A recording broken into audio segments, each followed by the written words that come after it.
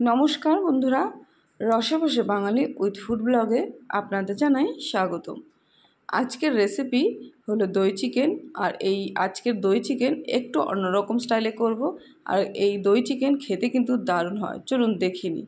এখানে একটা মিক্সির বাটিতে আমি একটা পেঁয়াজ, 1.5 ইঞ্চি মতো আদা, একটা গোটা রসুন আর 2টো কাঁচা লঙ্কা দিয়ে ভালো করে পেস্ট করে নেব। আর এইদিকে আমি 600 মতো চিকেন নিয়েছি। ভালো করে ধুয়ে লবণ আর গোলমরিচ মাখিয়ে 15 মিনিট পর্যন্ত রেখে দেব। আমি এখানে লবণ আর গোলমরিচ দিয়ে মাখিয়ে নিচ্ছি। আপনারা চাইলে এখানে একটু রসুন আর আদা বাটাও অ্যাড করে দিতে পারেন, তাহলে চিকেনের টেস্টটা আরও ভালো হবে। তো এইভাবেই 15 মিনিট মেখে রেখে দেব। 15 মিনিট পর আমি কড়াইয়ে তেল দিয়ে তেলটাকে গরম করে চিকেনগুলো ভেজে নেব। এপিট ওপিট উল্টিয়ে চিকেনগুলোকে একটু কালার চেঞ্জ হয়ে আসলে তারপর চিকেনগুলো নামিয়ে নেব। চিকেনগুলো যদি ভেজে রান্না করা হয় দই চিকেনে, তবে চিকেনের টেস্টটা ভালো হয় খেতে, আর খুব তাড়াতাড়ি সহজ পদ্ধতিতে খুবই কম সময়ের মধ্যে দই চিকেনটা রেডি হয়ে যাবে। তো দেখুন চিকেনের কালারগুলো চেঞ্জ হয়ে গেছে। আমি এই সময়ে চিকেনগুলো তুলে নিচ্ছি।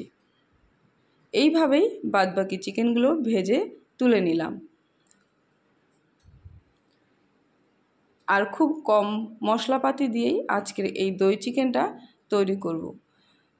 চিকেন ভাজা তেলেই আমি ফোড়নে দিচ্ছি গোটা গরম মশলা, তেজপাতা আর 2টো শুকনো লঙ্কা। ফোড়নটা একটু ভাজা হয়ে গেলে তারপর এর মধ্যে 2টো পেঁয়াজ কুচোনো আমি দিয়ে দিলাম। পেঁয়াজটা ভালো করে নাড়াচাড়া দিয়ে আমি লাল করে পেঁয়াজটা ভেজে নেব। পেঁয়াজ ভাজার সময় দিয়ে দেবো একটু লবণ, তাহলে পেঁয়াজ ভাজাটা খুব তাড়াতাড়ি হয়ে যাবে। এই দই চিকেন খেতে কিন্তু দারুণ হয়। এই সময় দিয়ে দিচ্ছি যে পেঁয়াজ রসুন আদার পেস্টটা তৈরি করে রেখেছিলাম, সেটা এবার দিয়ে দিলাম। দিয়ে ভালো করে পেঁয়াজের সাথে ভেজে নেব। তাহলে পেঁয়াজ রসুন আদা আর কাঁচা লঙ্কা ভাজা হয়ে গেল। এই পর্যায়ে আমি দিয়ে দেবো এখানে 1 চামচ জিরের গুঁড়ো। খুবই কম মশলা দেব, এখানে ধনের গুঁড়ো দিচ্ছি না, শুধু জিরের গুঁড়ো দিয়ে দিলাম। তো আবারও নেড়েচেড়ে মশলাটাকে কষিয়ে নিলাম। মশলাটা কষানো হয়ে গেলে এখানে আমি কাজু বাদাম বাটা দিয়ে দিচ্ছি। এখানে 8 থেকে 9টা বাদাম আমি বেটে দিয়ে দিলাম। কাজু বাদামটা দেওয়ার পর তারপর এর মধ্যে দিয়ে দেবো চিকেন। তবে কাজু বাদামটা লো ফ্লেমে রেখে একটু রান্না করে নেব। এবার দিয়ে দিচ্ছি ভেজে রাখা চিকেনটা দিয়ে দেওয়ার পর আমি আবারও কয়েক সেকেন্ডের মতো নাড়াচাড়া করে রান্না করে নেব। আর ফ্লেমটাকে অবশ্যই লোয়ে রাখতে হবে, যেহেতু কাজু বাদাম বাটা দিয়েছি। নচেত ফ্লেম যদি বাড়ানো থাকে তাহলে নিচে দিয়ে লেগে যেতে পারে। আর কাজু বাদাম বাটার বাটিটা ধুয়ে একটু জল অ্যাড করে দিলাম। আর এই দই চিকেন কিন্তু খেতে দারুণ হয়। লুচি, রুটি, পরোটা বা নান, যে কোনো জিনিসের সাথে, ফ্রাইড রাইস বলুন, সব কিছুর সাথে খেতে কিন্তু দারুণ হয়। অবশ্যই এভাবে একবার ট্রাই করে দেখতে পারেন। আর আমি এখানে আরও একটু প্রায় 1 কাপের মতো আমি জল অ্যাড করে দিলাম, যাতে চিকেনটা আরও ভালো করে সেদ্ধ হয়ে যায়।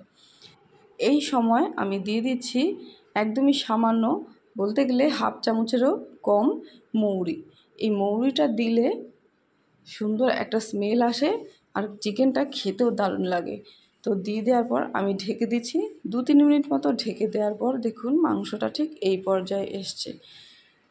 তো এইভাবে আমি আবারও নাড়াচাড়া করব আর রান্না করে নেব বেশ কিছুক্ষণ।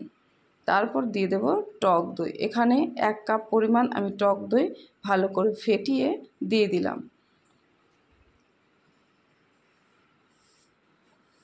তো টক দই দিয়ে দেওয়ার পর আমি টক দইয়ের বাটি দিয়ে জল দিয়ে একটু ধুয়ে আমি আবারও একটু জল অ্যাড করে দিলাম।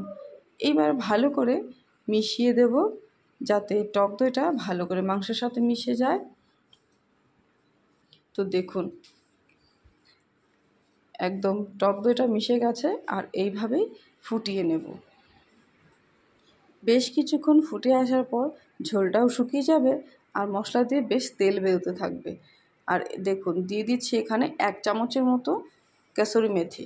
কেসুরি মেথিটা দিলেও কিন্তু এই দই চিকেনের টেস্টটা দারুণ হয়, একদম অন্যরকম টেস্ট আসে।